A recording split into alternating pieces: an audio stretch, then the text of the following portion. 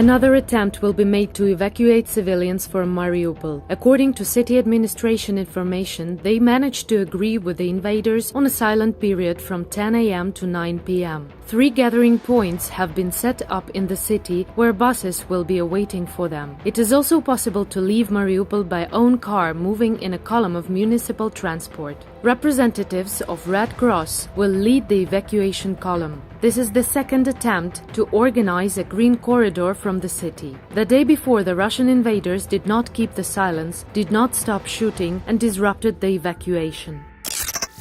The invaders are shelling civilians trying to leave Irpin, Kyiv region. People try to get out on foot over the blown-up bridge, but they are attacked with gunfire. According to TSN journalists, at least half a dozen mortar shells were fired with the intervals of 2 to 3 minutes in the morning. One of the bombs fell where the people were. They had already crossed the pass by that time. 4 people died, including 2 children. The day before, Russian invaders blew up one of the railroad tracks, causing 2 cars of the evacuation train that was supposed to pick up people from Irpin to the rail. Consequently, only buses or cars can leave the half-destroyed city.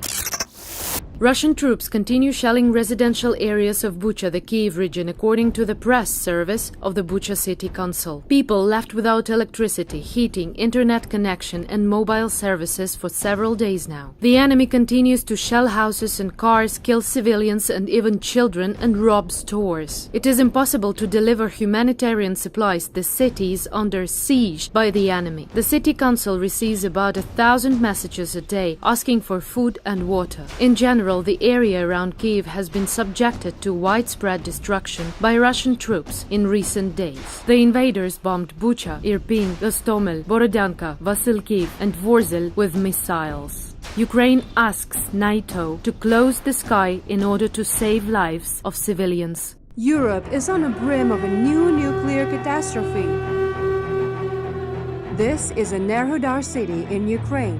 The largest in Europe nuclear power plant is located here. Unarmed residents of the city came out to prevent the Russian occupiers from seizing the nuclear power plant.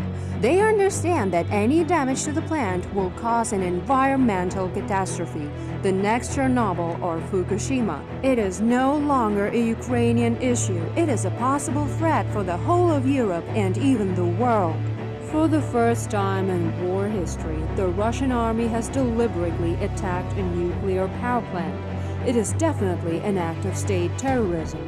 Even if the concrete walls of the plant will deter the impact, its transformers and turbines are defenseless against mortars and tanks. If they are damaged, there will be a leak of a radiation cloud, and only the wind knows where this cloud goes. Ukrainians defend their land courageously, but their strength is limited. The Russian army acts like terrorists, shelling hospitals, maternity wards, kindergartens, and civil neighborhoods.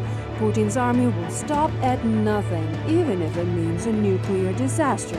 We live in a global world. There are no walls of sanctions or money that will protect you from this disaster. The larger ecosystem of the region covers not only the Black Sea and multiple rivers that run through Ukraine, but also dozens of European countries that are less than 1,000 kilometers away. The outcomes of the possible tragedy will be catastrophic. They will last for decades and cost trillions of euros to overcome. While every Ukrainian is defending Europe with their bare hands from Putin's evil intentions, what does the world do? Europe and Ukraine's allies must act as decisively as the Ukrainian people. Protecting and closing the Ukrainian sky is the #1 task to avoid this catastrophe, because radiation has no nationality and stops at no border.